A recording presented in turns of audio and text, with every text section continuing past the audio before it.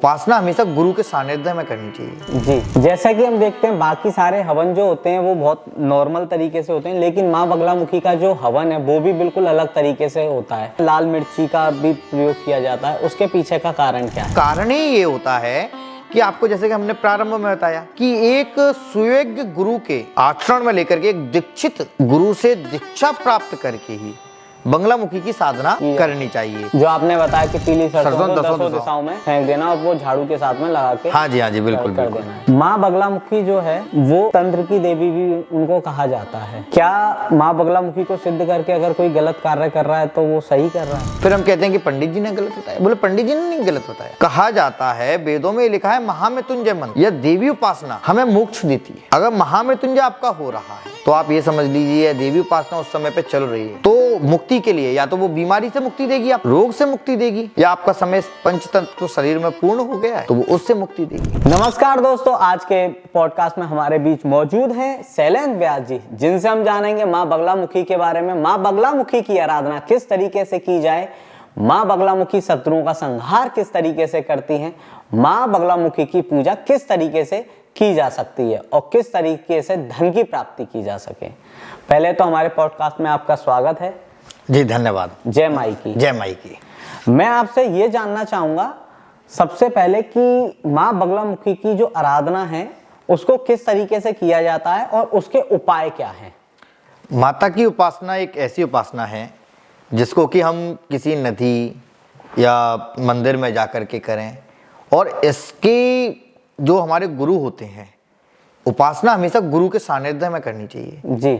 क्योंकि बगलामुखी एक ऐसी महाविद्या है जो 10 महाविद्याओं में आती है, और जब ये 10 महाविद्याओं में आती है तो जितना इसकी उपासना का फल है उतना ही ये हमको कष्ट भी दे सकती है अगर बिना गुरु के सानिध्य में हम आकर के माता की उपासना, साधना या आराधना करते हैं। मैं आपसे ये जानना चाहता हूँ माँ बगलामुखी के जो स्थान है वो कौन कौन से हैं? मुख्यतः अपने भारतवर्ष में 3 स्थान माता रानी के बनाए हैं। एक बनखंडी जो हिमालय में है जी, एक नलखेड़ा उज्जैन के पास में है, एक पीताम्बरा शक्तिपीठ जो ग्वालियर के दतिया जिले के अंदर में मौजूद है। जैसा कि हम देखते हैं बाकी सारे हवन जो होते हैं वो बहुत नॉर्मल तरीके से होते हैं, लेकिन माँ बगलामुखी का जो हवन है वो भी बिल्कुल अलग तरीके से होता है और उसमें लाल मिर्ची का भी प्रयोग किया जाता है। उसके पीछे का कारण क्या है? देखिए तनुज जी, हमारी जो माता है भगवती है, ये हरिद्रा कुंड से प्रकट हुई है। ओ, हरिद्रा कुंड से जो प्रकट हुई है, और ये जो दैत्य थे, दैत्यों का स्तंभन करने के लिए माता का प्रादुर्भाव भगवान विष्णु के द्वारा किया गया है। अब ये जो माता का हवन है, स्तंभन के लिए सबसे ज़्यादा जरूरी माता का जो प्रश्न वो है लाल मिर्ची। शत्रुओं का स्तंभन करना, शत्रुओं का संहार करना, इसके लिए लाल मिर्ची का हवन माता के प्रयोग किया जाता है। किसी पे अगर मान लीजिए तंत्र विद्या कर दी गई हो तो माता की ऐसी कौन सी उपासना है जिससे उस तंत्र विद्या का काट किया जा सके? देखिए, बगलामुखी की जो उपासना है वो ह्लीम ह्रीम यहाँ से प्रारंभ होती है। अब उस जो माता का है, आप 1108 मंत्र, ब्रह्मास्त्र है, ये छिन्नमस्तिका है, ये 10 महाविद्याओं में एक ऐसी महाविद्या है जिससे कि हम अपने जीवन का, अपने शत्रुओं का संपूर्ण संहार कर सकते हैं। क्योंकि माता ही एक ऐसी है इस कलयुग के अंदर में। देखिए तनु जी, कलयुग के अंदर 3 देवताओं का ही स्थान है जी, भगवती का, हनुमान जी का, भैरव जी का। अब जो शत्रुओं का संहार है वो माँ बगलामुखी करती हैं। तो तंत्र हम पे अगर है या हम तंत्र बाधाओं में हैं तो बगलामुखी इसका सरल उपाय है। तो वो पूजा जो है किसी ब्राह्मण से ही कराई जा सके या उसका उपाय हम खुद भी घर पे स्वयं से कर सकते हैं? देखिए, बात ब्राह्मण की नहीं है। आज के समय पे तनुज जी ये मंतव्य बन गया है कि कई आचार्य हैं, कई शास्त्री हैं जो कह रहे हैं कि हम बगलामुखी की उपासना करा देंगे। फिर कई सारे जो आपके चैनल के माध्यम से भी देख रहे हैं और कई सारे जो भक्तगण हैं वो कहते हैं कि हमें इस उपासना का कोई फल ही प्राप्त नहीं हुआ। इसका कारण ही ये होता है कि आपको जैसे कि हमने प्रारंभ में बताया कि एक सुयोग्य गुरु के आचरण में लेकर के, एक दीक्षित गुरु से दीक्षा प्राप्त करके ही बंगलामुखी की साधना करनी चाहिए, क्योंकि बिना दीक्षा के बंगलामुखी की साधना जो सकारात्मक प्रभाव दे रही है वो हमें नकारात्मक प्रभाव भी देती ही देती है। किसी के घर में मान लीजिए कोई तंत्र बाधा कर दी गई हो, तो माँ बगलामुखी का ऐसा कौन सा उपाय है जिससे घर की जो बाधा है वो दूर की जा सके? देखिए आप तनु जी, इसमें माता रानी से कवच, माता रानी का एक कवच आता है, एक अष्टोत्तर शतनामावली आती है, उससे माता का पीले चावल कर लीजिए, या अपने घर में पीली सरसों आती है तो पीली सरसों को 10 दिशाओं में, क्योंकि पीली सरसों का जो हम अपक्रमंतु भूतानि पिशाचाः सर्वतो दिशम सर्वेषां विरोधेन पूजा कर्म समारवे यज्ञ कर्म समारवे धर्म कर्म समारवे, तो जो संपूर्ण वातावरण में नकारात्मकता है, अगर हमारे ऊपर कोई तंत्र बाधा की गई है वो भी नकारात्मक प्रभाव से ही होती है, तो उसके लिए पीली सरसों हमें 10 दिशाओं में छोड़ करके फिर उसके बाद में जो झाड़ू निकलता है, माता रानी से प्रार्थना करें कि हे माता रानी, इस सरसों के रूप में जो भी हमारे ऊपर तंत्र बाधा है, जो भी अन्य बाधा है, वो सारी बाहर, तो उससे ही आप 365 दिन करके देखिए।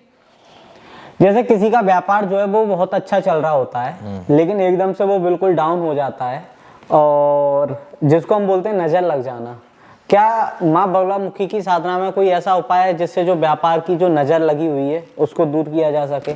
देखिए, नजर लगना आजकल जलापन तो तनुज जी हर जगह पर ही है।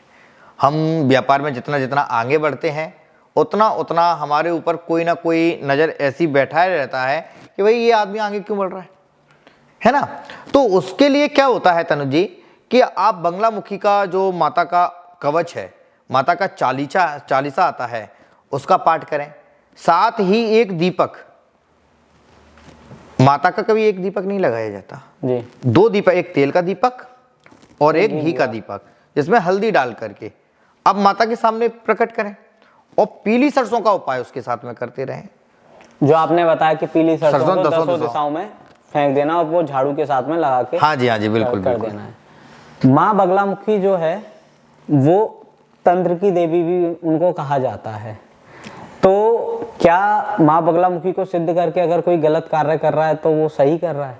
देखिए तनु जी, बंगलामुखी की पूजा उपासना आज से नहीं चल रही है, बंगलामुखी की उपासना हमारे सतयुग से चली आ रही है। नरसिंह देवता हैं, उनने माता की उपासना की, रामचंद्र जी ने उपासना माता की, रावण ने भी उपासना बंगलामुखी माता की ही की है। कारण ये है कि आप देवी को जब पूज रहे हैं तो देवी को आप जिस रूप में पूज रहे हैं, देवी ये नहीं देखती कि ये शत्रु है कि विनाशक है, तो देवी से आप जो कहते हैं देवी आपसे प्रसन्न है, देवी तो देवी को अच्छा बुरा तो ये तो बाद की बातें हैं, मगर तंत्र के अंदर में हम जो देवी से कहते हैं वो देवी हमारे लिए करती ही करती है।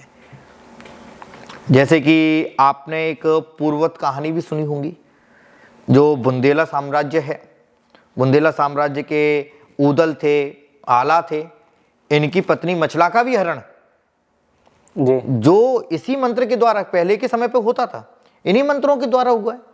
तो क्या है, तंत्र की देवी के साथ साथ में ये माता मई भी है। मगर हम आपके पॉडकास्ट के माध्यम से यही बतलाना चाहेंगे कि कभी तंत्र में इसका गलत प्रयोग ना किया जाए, क्योंकि अगर आप गलत प्रयोग करते हैं तो कहीं ना कहीं आपके साथ में गलत होगा ही होगा, आज नहीं तो कल होगा। जैसे मान लीजिए कोई व्यक्ति है ना, माँ की आराधना के जो मंत्र हैं उनकी साधना को नहीं कर पा रहा है, तो क्या घर में अगर वो मंत्र जो है वीडियो के माध्यम से चला दिए जाएं, ऑडियो के माध्यम से चला दिए जाएं, और अगर वो सुन रहा है तो भी घर का जो माहौल है वो चेंज होता है? देखिए तनुज जी, इसके बारे में तो सिंपल सा एक है, तुलसीकृत रामायण में भी लिखा है, तुलसी मेरे राम को प्रेम भजो या खींच। हम ईश्वर का नाम चाहे प्रेम से ले लें, चाहे खिस्सा करके ले लें, है ना, तो उसमें क्या होता है कि ईश्वर हमको देता ही देता है। माता भगवती आप चाहे ऑडियो सुन के माध्यम से, देखिए आपके कान में जब माता की ध्वनि जाती है तो वो उस वातावरण को सकारात्मक करती है, और जब ये सकारात्मक जो करती हैं तो चाहे वो ऑडियो के माध्यम से हो, वीडियो के माध्यम से हो, या हमारे पूजा के माध्यम से हो। जैसे कई गृहस्थ आश्रमी हैं जो पूजा वगैरह भगवती की नहीं कर पाते हैं। कई लोग बताते हैं बड़ी बड़ी तंत्र साधना है, अब एकांत में, जैसे कि आपको प्रारंभ में बताया, एकांत में जाकर के पूजा कर लो। अब भाई कई लोग बोलेंगे, बोले पंडित जी ने तो बता दिया माला झोली ले लो और चलो गंगा के किनारे, तो ऐसे भगवती की पूजा का कोई मतलब नहीं है, क्योंकि सबसे बड़ा आश्रम हमारे सनातन संस्कृति का गृहस्थ आश्रम है।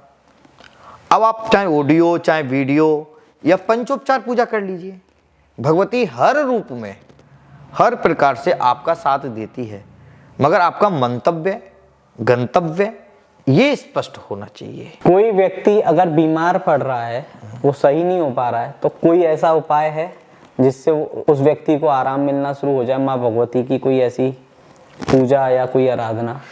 देखिए, उसके लिए माँ भगवती का आप शिव रूप में, शिव क्या है? शिव भगवती से ही प्रादुर्भाव है।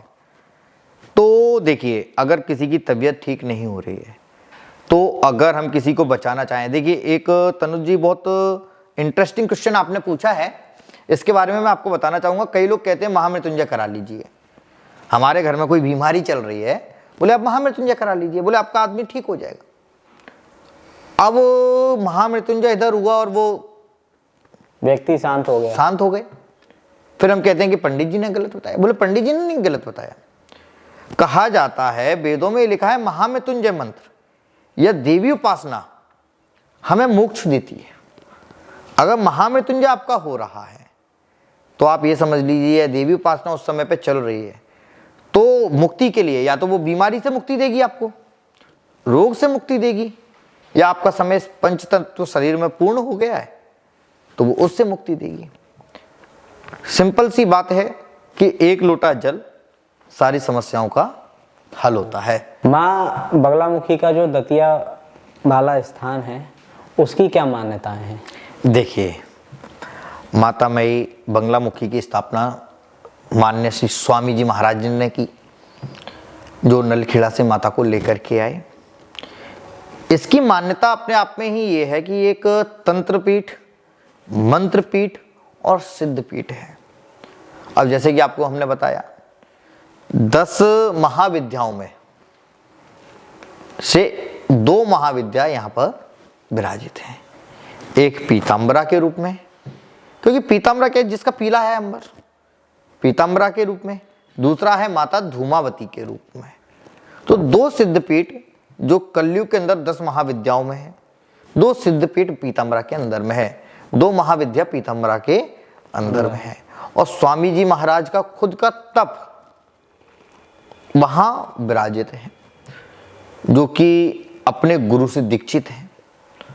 तो वही है कि जो महत्व आज के समय पर नलखेड़ा का है, बड़े बड़े मंदिरों का है, वही महत्व अपने आप में पीताम्बरा का है। लेकिन हम ये देखते हैं, माँ बगलामुखी का जो दतिया वाला जो स्थान है, वहाँ पे जो मंत्र होता है या हम बोले हवन जो होता है, वो अलग तरीके से होता है, लेकिन वही नलखेड़ा में जो होता है वो अलग तरीके से होता है।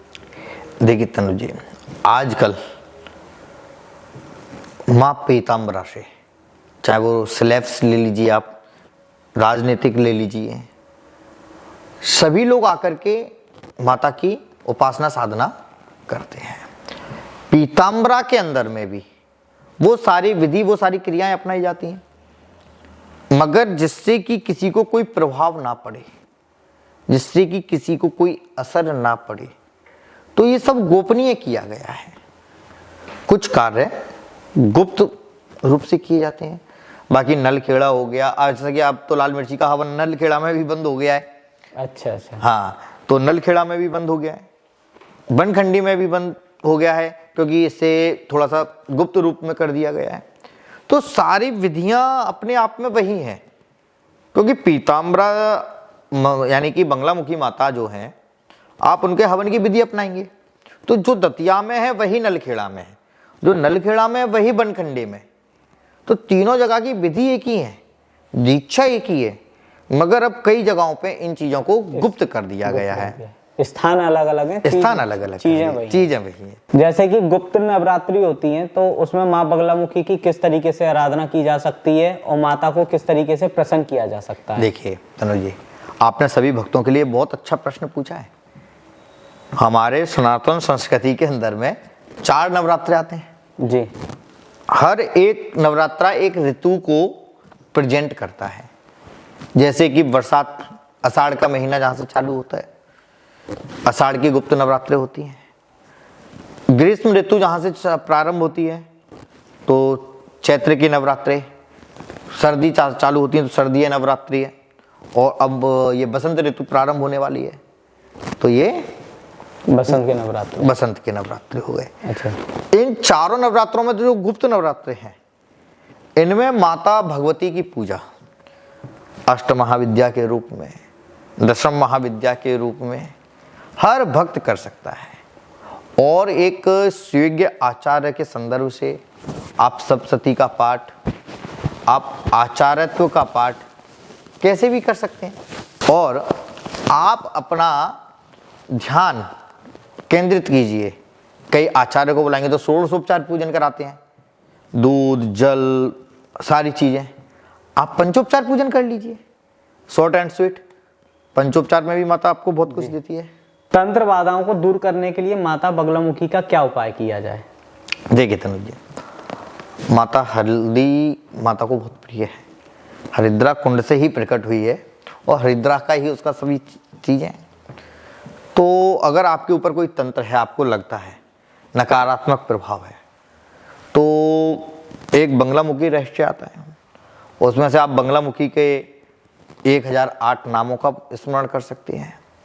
दूसरा, एक हल्दी लेकर के आइएगा, खड़ी वाली जो हल्दी आती है उसकी गांठ पे अपनी बाधा लिखिए। उस हल्दी की 108 परिक्रमा कीजिए। हल्दी की जी 108 परिक्रमा कीजिए। आपको भगवती आभास देगी कि आपकी जो समस्या है धीरे धीरे करिए।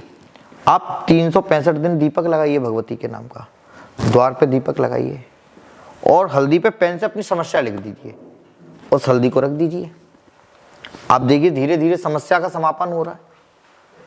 तो यही माँ भगवती का है जो आप कैसे भी करके कर सकते हैं, क्योंकि वो माता मई है। माँ बगलामुखी की साधना जो है वो किस उद्देश्य से की जाती है? माँ बगलामुखी की जो साधना है वह शत्रु विनाश के लिए, अपने धन प्राप्ति के लिए, चिरकाल लक्ष्मी प्राप्ति के लिए और अपने जीवन के एक उत्तरार्ध को पूर्ण करने के लिए, गंतव्य स्थान तक पहुंचने के लिए माँ बगलामुखी की साधना हमें अवश्य करनी चाहिए।